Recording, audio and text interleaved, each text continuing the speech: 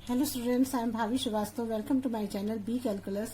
आज हम करेंगे क्लास 11 का है चैप्टर 7 परम्यूटेशन एंड कॉम्बिनेशन। इसका इंट्रोडक्शन पार्ट करेंगे। इसमें जो है देखिए इस चैप्टर में क्या दिया हुआ है।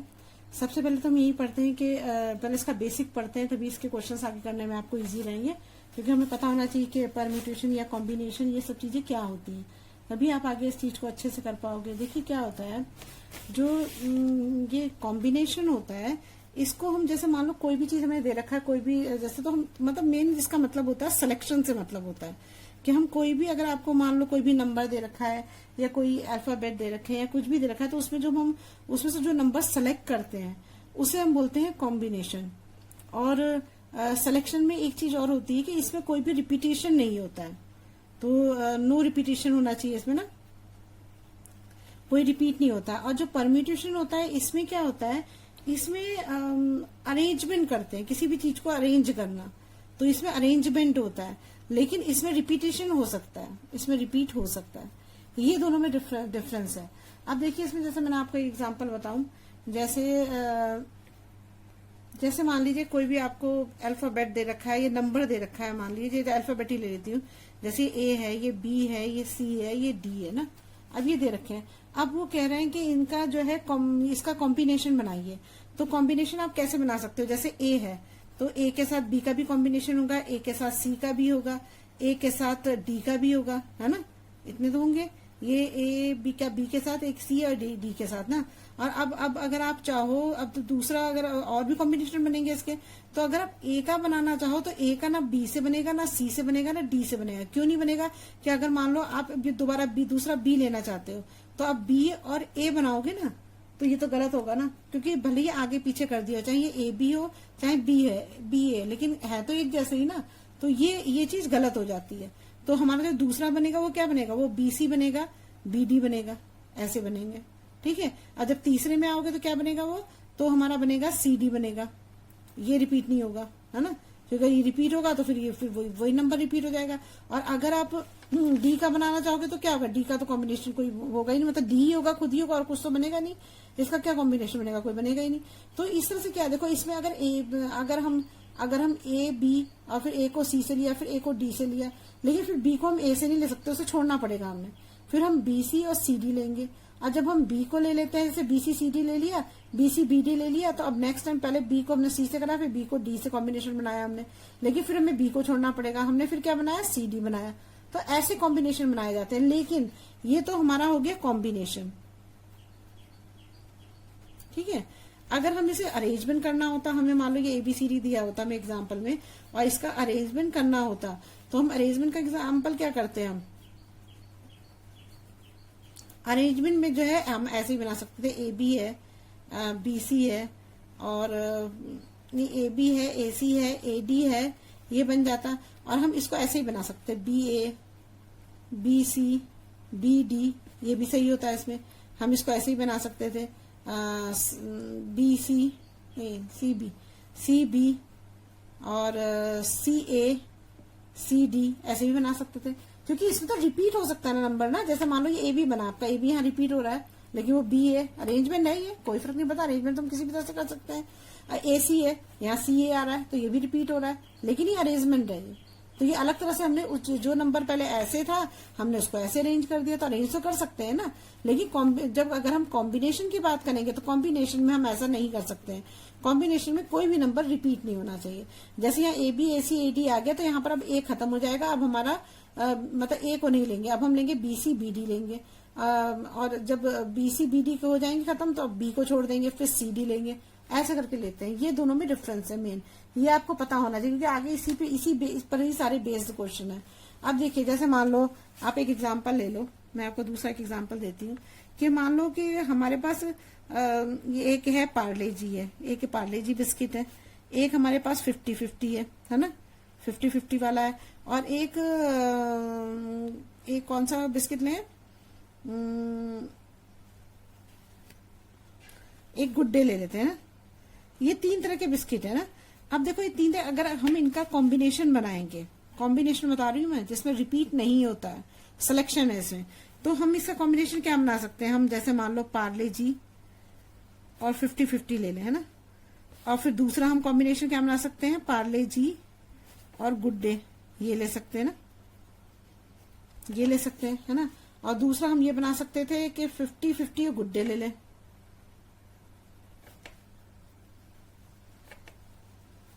और कोई कॉम्बिनेशन बन सकता है बताओ आपके हिसाब से। पार्ले जी का 50-50 बन गया, फिर पार्ले जी का गुड डे के साथ बन गया, ठीक है। 50-50 का गुड डे के साथ बन गया और पार्ले जी के साथ भी बन गया, गुड डे का पार्ले जी के साथ भी बन गया और 50-50। तो इसका मतलब क्या है, इसमें और तो कोई कॉम्बिनेशन बन नहीं सकता कि तीन ही बनेंगे। अगर हम इसकी जगह पे पार्ले जी को पार्ले जी के साथ 50-50 लिया और फिर पार्ले जी के साथ गुड डे ले लिया हमने, और अगर हम इसको ब्लड ऐसे लिख देते, मान लो कि गुड डे होता और पार्ले जी ले लेते, तो क्या ये सही होता?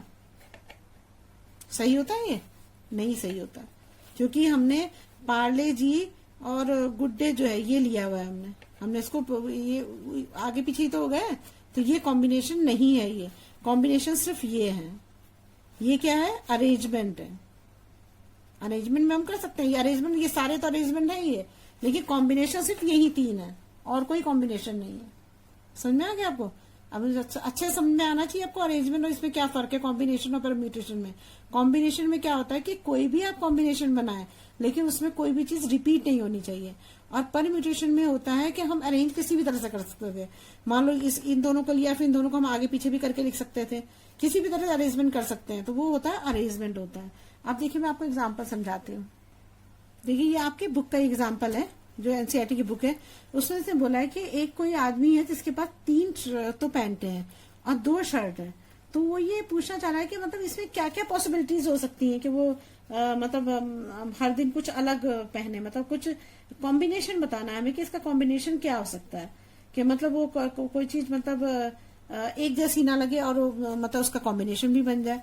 तो देखो मान लो आपके पास 3 पैंट है, तो मैं पी से मान लेती हूँ ना पैंट, ये P1 हो गया, ये P2 हो गया, ये 3 पैंट हो गई इसकी ना, ये पैंट्स है इसकी, ठीक है। अब ये पैंट है और उसके पास 2 शर्ट है, तो 2 शर्ट को मैंने ऐसे लिख दिया है, शर्ट को S से लिख देती हूँ ना, S1 और S2, ठीक है। अब देखिए, अब वो शर्ट जो है, मान लीजिए P1 एक पैंट है, वो तो एक पैंट के साथ एक दिन इसने एक शर्ट पहन ली और दूसरे दिन 2 शर्ट पहन ली, तो दोनों कॉम्बिनेशन अलग हो गए ना, एक जैसे तो नहीं हुए ना। मान लो ये ब्लैक कलर की पैंट थी इसकी, ठीक है, ये इसकी ग्रे कलर की थी और ये इसकी व्हाइट कलर की थी, ठीक है। और ये जो शर्ट है ये एक इसकी चेक की थी और एक थी इसकी प्रिंटेड, जैसे फ्लावर ओवर कुछ बने होते हैं ऐसी थी, ठीक है ना। तो अब ये बताइए ब्लैक पैंट के साथ वो 2 तरह की शर्टें पहन रहा है, एक दिन तो पहन रहा है वो चेक वाली शर्ट पहन रहा है ना, और दूसरे दिन पहन रहा है वो प्रिंटेड, तो क्या एक जैसा हुआ? एक जैसा तो नहीं उसका वो हुआ, एक जैसा थोड़ी ना आपको इसका पेयर बना रहे हो, मतलब कॉम्बिनेशन, ये तो कॉम्बिनेशन ही तो हुआ है इसका, ये अलग अलग है। एक दिन वो चेक शर्ट पहन रहा है ब्लैक के साथ और एक दिन ब्लैक के साथ तो प्रिंटेड शर्ट पहन रहा है, तो अलग हो गई ना। अब दूसरे में क्या है, अगर उसने ग्रे कलर की पैंट पहनी है तो उसमें वो क्या कर रहा है, एक दिन चेक वाली शर्ट पहन रहा है और दूसरे दिन प्रिंटेड शर्ट पहन रहा है, तो भी अलग पहन रहा है, एक जैसा तो नहीं हो रहा है। और अगर वो तीसरे दिन वो व्हाइट कलर की पैंट पहन रहा है और एक दिन वो चेक वाली शर्ट पहन रहा है, एक दिन वो प्रिंटेड वाली शर्ट पहना, तो ये देखो सारे दिन में वो अलग अलग कॉम्बिनेशन बना रहा है ना, कोई तो रिपीट तो नहीं हो रहा है, कोई रिपीट हुआ है। अगर ब्लैक के साथ चेक पहन रहा है, एक दिन ब्लैक के साथ वो प्रिंटेड पहन रहा है, एक दिन ग्रे के साथ वो चेक पहन रहा है, ग्रे के साथ वो एक दिन प्रिंटेड पहन रहा है, एक व्हाइट पैंट के साथ वो चेक पहन रहा है, व्हाइट के साथ प्रिंटेड पहन रहा है, तो क्या मतलब अलग अलग है ना, कोई चीज एक जैसी तो नहीं हुई। तो इसने कितने वेज हो गए इसको, मतलब कितने वेज उसने करे, 6 वेज करे ना, देखो इसको काउंट करो 1 2 3 4 5 6 वेज से इसने जो है मतलब इसको इस कॉम्बिनेशन को बनाया। तो ये हमारा क्या है, ये कॉम्बिनेशन है, क्या है हमारा कॉम्बिनेशन है। अच्छा, अब इसको हम इस तरह से भी कर सकते थे, इसको क्वेश्चन करने का तरीका ये भी था, देखिए कैसे कर सकते हैं। तो हम इसको इस तरह से भी कर सकते हैं, इजी वे ये भी करने का तरीका था, हम इसको ऐसे भी निकाल सकते थे कि उसके पास शर्ट्स कितनी थी, शर्ट थी उसके पास 2 और पैंट कितनी थी उसके पास 3 थी। तो अगर हम इन दोनों को मल्टीप्लाई कर देते हैं तभी तो 6 आ रही, तो 6 पॉसिबिलिटीज आ रही है ना हमारे पास, कि 6 पॉसिबिलिटीज हो सकती हैं, तो हमारे पास यहाँ भी तो 6 पॉसिबिलिटीज ही आ रही हैं। तो हम अगर इतना करने के बजाय हम इसको ऐसे भी निकाल सकते थे। अब देखिए मैं दूसरा एग्जांपल देती हूँ तब आपको और अच्छा समझ में आएगा। जैसे मान लीजिए कि आपके पास हमारे पास 2 तो स्कूल बैग है, कितने 2 है हमारे पास, है ना, और हमारे पास उसके बाद टिफिन है। टिफिन जो है हमारे पास क्या है, 3 टिफिन है, ठीक है, और 2 वाटर बॉटल है, ठीक है।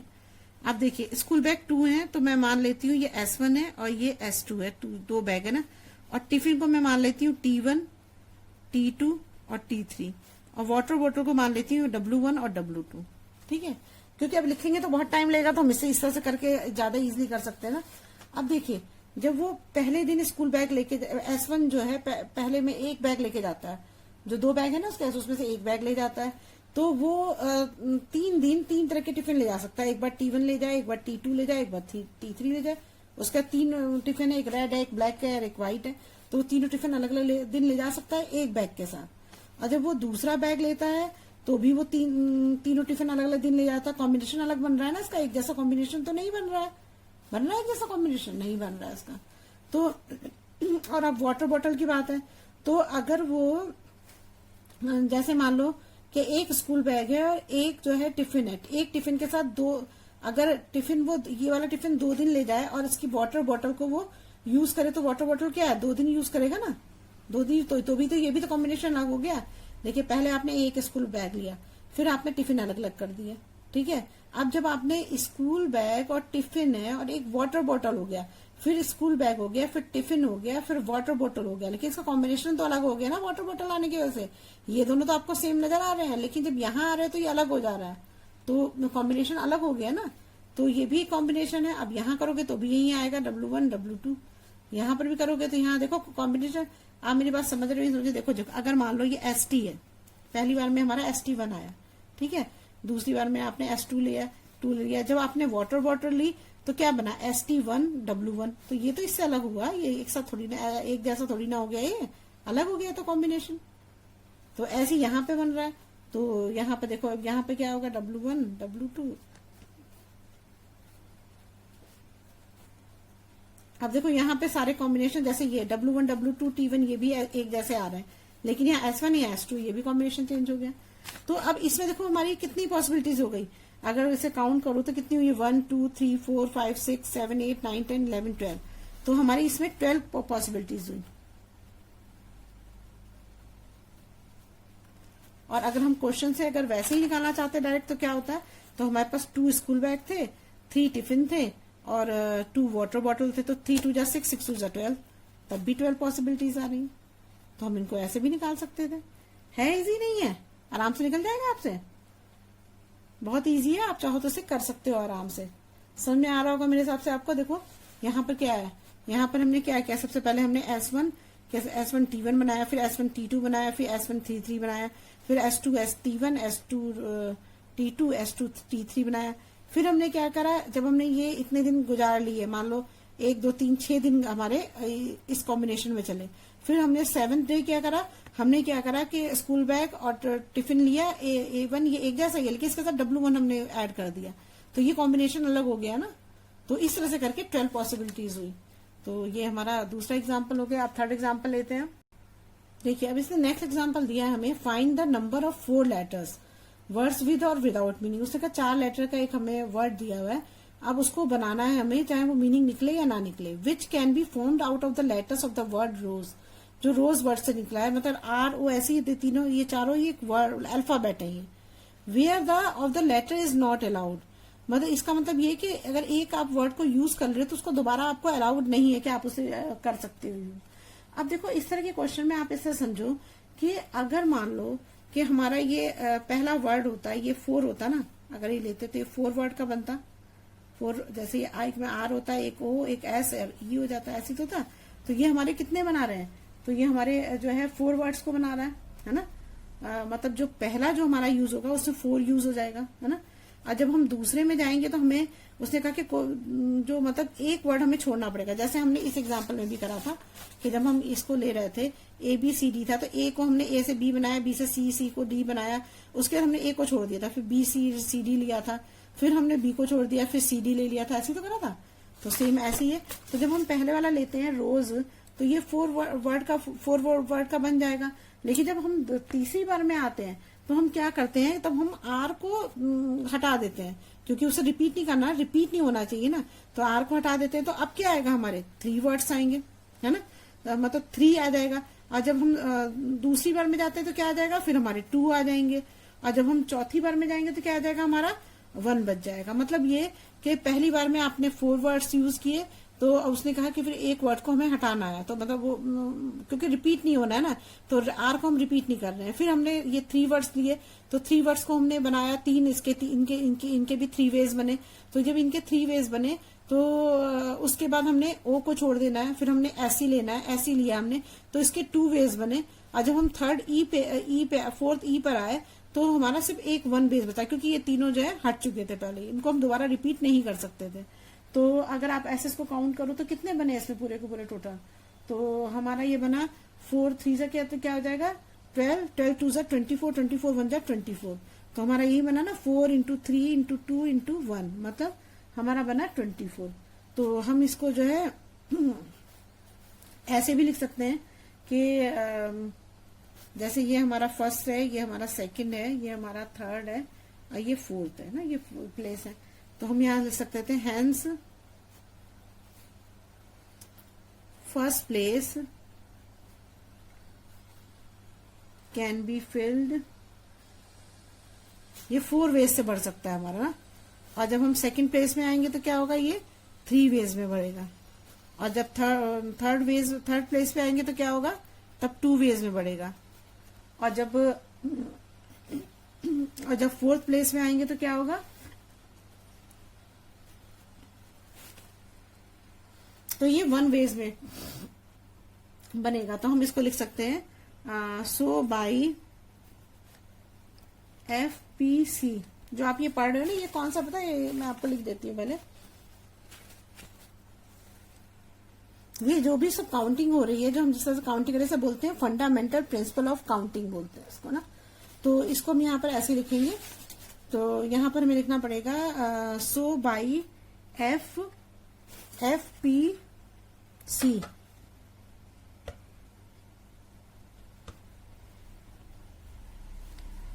Four into 3 into 2 into 1 equal to 24। Hence, there 24 words which can be formed.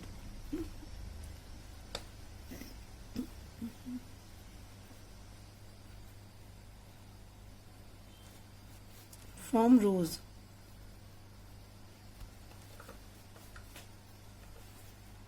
देखिए इसका मेन मतलब ये है कि जैसे रोज वर्ड था तो हमने पहले ROSE लिया, फिर हम ले सकते थे ESO, नहीं ऐसे ले सकते ORSE ले सकते थे, फिर हम ले सकते थे ऐसे SROE ले सकते थे। तो इस तरह से करके ये 4 वेज में बनेगा। ये ऐसे जब R हट जाएगा तो OSE बचा ना, तो OSE में क्या बनेगा, SEO बन सकता था, SOE बन सकता था। तो ऐसे आप रिपीट करके इसको 24 वर्ड इसके तैयार कर सकते हैं हम ना। अच्छा, लेकिन इसमें तो हमें एक बाउंडेशन दी हुई थी कि हम इसमें दोबारा उस लेटर को यूज नहीं कर सकते थे। लेकिन अगर हम लेटर को यूज कर सकते तो क्या होता, अगर हम लेटर को यूज कर सकते तो देखिए मैं इसको बताती हूँ आपको। जैसे ये रोज वर्ड है ना, अगर इसमें हम रिपीट कर पाते तो हमारा क्या होता है, देखो जैसे ये है हमारा, मान लो हमने एक बार बना दिया रोज, ठीक है। जब हम दूसरी बार बनाते तो क्या होता, तो हम क्या करते हैं, इसको OSRE बना देते, है ना। ऐसे करके, क्योंकि रिपीट हो सकता है ना, वर्ड रिपीट हो रहा है बार बार, तो उसे हम, जैसे मैंने यहाँ पर आपको बताया था कि यहाँ AB है तो BAB बन सकता है। तो ये किससे बनता है, अरेंजमेंट वाले में बनता है। तो हम ऐसा बना सकते थे, लेकिन हम कॉम्बिनेशन वाले में नहीं बना सकते थे हम। तो इस तरह से हमारा क्या होगा, अगर हम इसके कॉम्बिनेशन देखेंगे रोज का, अगर इसमें कोई हमें कोई ये नहीं बाउंडेशन नहीं दी होती, तो हमारे हर बार 4 ही 4 बनेंगे, 4 ही बनेंगे पूरा हर बार, क्योंकि कोई बाउंडेशन नहीं है ना कि रिपीट नहीं होना है। आप R को भी बार बार यूज कर रहे हो, O को भी बार बार यूज कर रहे हो, S को भी यूज कर रहे हो, E को भी यूज कर रहे हो, तो हर बार 4 ही बनेंगे फिर तो। तो फिर इसका आंसर क्या आ जाएगा हमारा, 4 इंटू 4 4 जा 16, 16 4 जा कितना हो जाएगा, 4 इंटू 4 हो जाएगा, ये हमारा हो जाएगा टोटल 256 हो जाएगा। तो देखो दोनों के आंसर में कितना फर्क हो गया। कहाँ यहाँ पर 24 वर्ड्स बन रहे थे और यहाँ 256 वर्ड हो रहे हैं। क्यों हो रहे हैं? क्योंकि यहाँ पे रिपीट नहीं हो रहा और यहाँ पर रिपीट हो रहा है।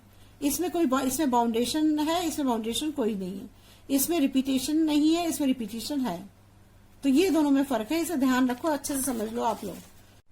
देखिए अब इसमें पहले हमने लिया 4 फ्लैग लिया, तो 4 फ्लैग को जो है हम इसने बोला ना कि given 4 flag in different colour, 4 में डिफरेंट कलर्स हैं, how many different signals can be generated, कैसे अलग अलग सिग्नल दिखाई दें।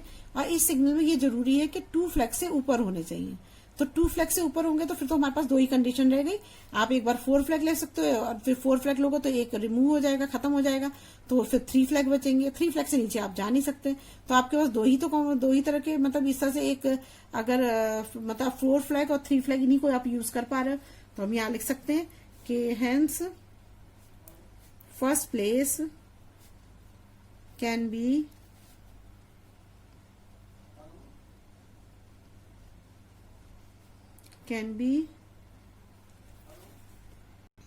तो देखिए आप एक बार जो फर्स्ट प्लेस में है, आप में क्या करेंगे, आप 4 फ्लैग लेंगे ना, 4 फ्लैग्स लेंगे। तो आप इसमें जो है आप ये कह सकते हो कि 4 फ्लैग ले रहे हो तो आप 4 वेज की तरह इसको यूज कर सकते हो, मतलब 4 कॉम्बिनेशन आप बना सकते हो इसके। अब एक फ्लैग इसमें से हट गया तो सेकंड प्लेस में क्या आ जाएगा, सेकंड प्लेस में हमारा आ जाएगा 3 फ्लैग्स आएंगे। तो 3 फ्लैग्स आएंगे तो आप 3 वेज बना सकते हो कॉम्बिनेशन को। तो जब अगर हम इसको देखेंगे तो हमारा क्या हो जाएगा, यहाँ पर अगर हम ये देखेंगे एफपीसी, क्या है FPC, fundamental principle of counting.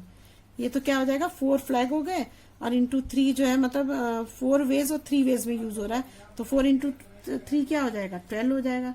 तो हमारा जो टोटल वेज जो है हमारे कॉम्बिनेशन कितने बनेंगे, ये जो है 12 वेज में बनेंगे ना। तो ये हमारा ये कॉम्बिनेशन हो गया, ठीक है।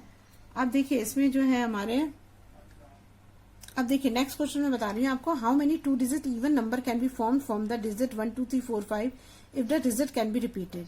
उसने बोला कि 2 डिजिट नंबर का इवन नंबर लेना है, जो हमें डिजिट जिसकी दे रखी है हमें 1 2 3 4 5 if the digit can be repeated, है ना। अब इसमें जो है ये चीज ये बोल रहा है आपसे कि even number can be formed by the digit 1 2 3 5, the digit can be repeated, digit repeat हो सकती है। अच्छा देखिए इसमें लेकिन एक चीज है आपको, देखो जब आप इसने बोला कि 2 डिजिट नंबर जो होना चाहिए वो इवन नंबर में होना चाहिए। अब हमें नंबर क्या दे रखा है, 1 2 3 4 5। अच्छा आपको एक बात तो पता ही होगी कि अगर हम 2 डिजिट नंबर ले रहे हैं तो उसमें इवन नंबर कब होगा, जैसे 12 है तो 12 में जो वंस है ये वंस प्लेस होता है, ये टेंस प्लेस होता है। तो अगर वंस प्लेस में इवन नंबर है तभी वो इवन नंबर कहलाता है। अगर हम ये 21 कर दे तो क्या ये इवन नंबर है, नहीं है। हमें टेंस से मतलब नहीं है, हमें वंस से मतलब है। वंस प्लेस पे अगर हमारा इवन नंबर आता है तो ही हम उसको even number, 2 digit even number बोल सकते हैं, है ना। जैसे अब ये 13 है, 13 तो नहीं है क्योंकि इसका ये तो ऑड नंबर है तो ये नहीं होगा। लेकिन अगर 14 पे आते हैं तो क्या है, इसका जो वंस नंबर है वो इवन है, तो ये क्या हो जाएगा हमारा, ये हमारा इवन नंबर हो जाएगा ना। ऐसे तो दिखाते हैं। अब देखो आपके पास ये नंबर है 1 2 3 4 5 दे रखा है, आपने ये नंबर ले लिए। लेकिन अगर आप देखो अगर लास्ट में वंस में 1 रखोगे, मान लो यहाँ पर 21 ले लो, 31 ले लो, जो भी आपकी मर्जी आप वो भी नंबर ले लो। लेकिन हमारा जो वंस प्लेस है उस पे तो 1 आ रहा है ना, 1 तो इवन नंबर होता नहीं है। लेकिन 2 इवन नंबर होता है, 3 भी इवन नंबर नहीं होता है, 4 इवन नंबर होता है, 5 भी नहीं होता है। तो हमारे जो अगर हम इसे वंस प्लेस पर इसने यही प्ले रखने हुए इसी नंबर्स को लेके बनाने को कहा है ना, तो हमारे पास तो सिर्फ 2 और 4 ही ऐसी चीजें हैं जिनको हम बना सकते हैं, ठीक है। तो आप कैसे बना सकते हो, मान लो आपको अगर ये नंबर दिया हुआ है तो अगर आपको 5 नंबर दिए हुए तो यहाँ पर तो आप 5 नंबर लिख सकते हो, कोई भी 5 नंबर से बहुत सारे नंबर्स बना सकते हो। लेकिन लास्ट में आप सिर्फ 2 या 4 ही यूज कर सकते हो, मतलब वंस प्लेस की जगह तो आप 2 और 4 ही यूज कर सकते हो। तो हम इसको ऐसे लिखेंगे, देखिए कैसे लिखेंगे, hence one's place can be filled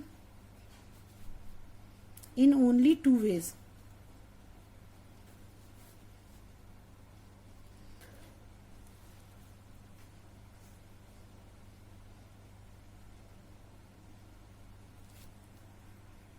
तो हम इसे वंस प्लेस पे सिर्फ 2 ही वेज यूज कर सकते हैं, 2 या 4, और कोई यूज नहीं कर सकते हैं। लेकिन नंबर तो हमारे पास कितने हैं? नंबर तो हमारे पास बताओ कितने हैं? नंबर 5 है, 5 नंबर है। यहाँ पे तो हम 5 नंबर्स लिख ही सकते हैं, इधर नहीं लिख सकते वंस प्लेस पे, क्योंकि जैसे मान लो 11 है, या अब 11 के साथ 21 होता, 2 भी लिख सकते हैं, 3 भी लिख सकते हो, 4 भी लिख सकते हो, 5 भी लिख सकते हो, कुछ भी लिख सकते हो आप इसमें 5 तक। लेकिन यहाँ पर भी ऐसे कर सकते हो आप, अगर तो फिर भी ये नहीं हो, क्योंकि इसका ऑड नंबर है, इसका वंस प्लेस पे ऑड नंबर है, इसलिए ऑड नंबर ही रहेगा, तो ये बनेगा ही नहीं। लेकिन यहाँ पर आप चाहे 1 ले लो, चाहे 2 ले लो, चाहे 3 ले लो, चाहे 4, चाहे 5, ये सारे जो इवन नंबर ही बन रहे हैं। तो हम इस तरह से आप कर सकते हैं कि अगर हमें 5 नंबर्स दे रखे हैं और 2 वेज हम सिर्फ यूज कर सकते हैं, तो हम सिर्फ 10 कॉम्बिनेशन बना सकते हैं, है ना। तो सिर्फ 10 कॉम्बिनेशन हम बना सकते हैं इसके इवन नंबर के। समझ में आया ना? समझ में आ गया आपको? क्वेश्चन को पढ़ो, क्वेश्चन के अकॉर्डिंग क्वेश्चन को करोगे तो अपने आप समझ में आना शुरू हो जाएगा। अब देखिए नेक्स्ट क्वेश्चन है, ये थोड़ा सा ध्यान से समझना। Find the number of different signals that can be generated by arranging in least 2 flag. इसने बोला कम से कम हमें 2 फ्लैग लेने हैं। 1 below the order in a vertical staff if 5 different flags are available. इसने बोला कि 5 डिफरेंट फ्लैग है और वर्टिकल उसमें लगे हुए हैं ना, तो अगर 5 है हमारे, तो अगर मान लो, और उसने बोला है कि 2 फ्लैग से मतलब 2 फ्लैग तो कम से कम होने ही चाहिए ना, इससे कम नहीं होने चाहिए। तो मान लो हमने पहले में ले लिया 2 फ्लैग, ये ले लिया, तो मान लो एक में ये मान लो 1 है, ये 2 है, तो हमारे कितने बने इसमें? पहले वाले में तो मान लो हमने 5 फ्लैग थे, तो पूरे 5 ही ले लिए। दूसरे वाले में कितने बने? 4 वेज बने, 4 बन गए। अब जब तीसरे वाले में सेकंड कंडीशन में आते हैं, ये तो हमारी फर्स्ट कंडीशन हो गई। अब सेकंड कंडीशन में आते हैं, सेकंड कंडीशन में आएंगे तो क्या होगा हमारा? अब बन जाएंगे 3, ठीक है। अब इसमें मान लो पहला केस है, दूसरा है, ये तीसरा है, तो पहले वाले में 5 यूज हो रहे हैं, फिर एक रिप्लेस खत्म हो गया, तो दूसरे वाले में 4 यूज होंगे, तीसरे वाले में कितने होंगे? 3 यूज हो जाएंगे। अब थर्ड केस में आते हैं, तो थर्ड केस में क्या होगा? इसका कॉलम बढ़ जाएगा एक और, 1 2 3 4, तो 1 2 3 4। पहले वाले में आपने 5 यूज करे, फिर एक खत्म हो गया, फिर 4 यूज करे, फिर आपने एक और खत्म हो गया, फिर 3 यूज करे, फिर 2 यूज करे, तो ये आपका थर्ड हो गया। अब जब आप 4th प्लेस पे जाते हो तो क्या होता है 4th वाले में? तो इसमें क्या होता है? एक और बढ़ जाता है हमारा, 1 2 3 4 5, ये बन गया। पहले वाले में हमने यूज किया 5 यूज किया, दूसरे वाले में हमने कितने यूज किए? 4, तीसरे वाले में हमने यूज किए 3, और चौथे वाले में हमने यूज किए 2, और पांचवें वाले में हमने कितने यूज किए? 1 यूज किए। तो ये हमारे कॉम्बिनेशन बने जो हमने बनाए हैं ना। और जब हमने ये कॉम्बिनेशन में, देखिए मैंने सारे सवाल कुछ अलग अलग ढंग से बताए हैं, जिससे कि आपको समझ में आए, आपको जो अच्छा लगता है रास्ता आप उससे उस तरह से क्वेश्चन को आप कर सकते हो ना। तो अब देखो, अगर आप इसको देखोगे तो हमारा जो पहला कॉम्बिनेशन बनेगा वो क्या बनेगा? 5 4 जा 20 हो जाएगा। फिर दूसरा क्या बनेगा? 5 4 इंटू 3, 5 4 जा 20, 23 जा 60। फिर दूसरा बनेगा हमारा 5 4 इंटू 2, 3 इंटू 2, तो 5 4 जा 20, 23 जा 60, 62 जा 120। अब यहाँ आ जाओ, 5 इंटू 4 इंटू 3 इंटू 2 इंटू 1, 5 4 जा 20, 23 जा 60, 62 जा 120, 121 जा 120। तो ये बन गए हमारे, ये सारे कॉम्बिनेशन बने। तो अगर हम इसको टोटल नंबर ऑफ वे निकालेंगे तो क्या आएगा? 20 प्लस 60 प्लस 120 प्लस 120, ये बनेगा। तो अब जोड़ लो, इसे कितना होगा? 120 120 तो 240 हो जाएंगे। 240 में 60 जोड़ोगे तो कितना आ जाएगा? 300 हो जाएगा। 300 में 20 जोड़ोगे तो कितना आएगा? 320 हो जाएगा। तो ये टोटल कितने वेज से हम इनको कॉम्बिनेशन का बना सकते हैं? 320। समझ में आया आपको? बहुत इजी क्वेश्चन है। मुझे लगता है कि अब आपको समझ में आ गए होंगे। एग्जाम्पल इतने सारे मैंने एग्जाम्पल बता दिए, अब तो समझ में आ ही गए होंगे। बस आप ये ध्यान रखो कि जो हमारा जो ये चीज आपको बस ये बेसिक ही क्लियर होना चाहिए कि अगर कॉम्बिनेशन है तो उसमें सिलेक्शन होता है, मतलब कोई भी चीज रिपीट नहीं होती। आप जो भी कॉम्बिनेशन बना रहे हो दोबारा रिपीट नहीं होगी, चाहे आगे पीछे करके, चाहे ऊपर नीचे करके, किसी भी तरह से वो रिपीट नहीं होगी। और जो ये परम्यूटेशन होता है, इसमें क्या होता है कि अरेंजमेंट होता है, किसी भी चीज को अरेंज करना। कभी हमने उसको, जैसे हम घर में भी करते हैं हम, कि कभी अपने घर में 4-5 सामान होते हैं तो थोड़ा चेंज करने की, कभी इसको इधर लगा देते हैं, कभी इसको उधर लगा देते हैं, ऐसे करते नहीं करते, देखने में थोड़ा अच्छा लगता है। तो ये क्या है? ये अरेंजमेंट है, अरेंजमेंट कर रहे हैं। तो ये है हमारा परम्यूटेशन है। बस यही चीज आपको ध्यान रखनी है। अगर आपको मेरी वीडियो अच्छी लगी तो प्लीज लाइक और सब्सक्राइब करिएगा और शेयर करिएगा, और अगर कोई प्रॉब्लम हो तो कमेंट बॉक्स में कमेंट करिएगा। Thank you.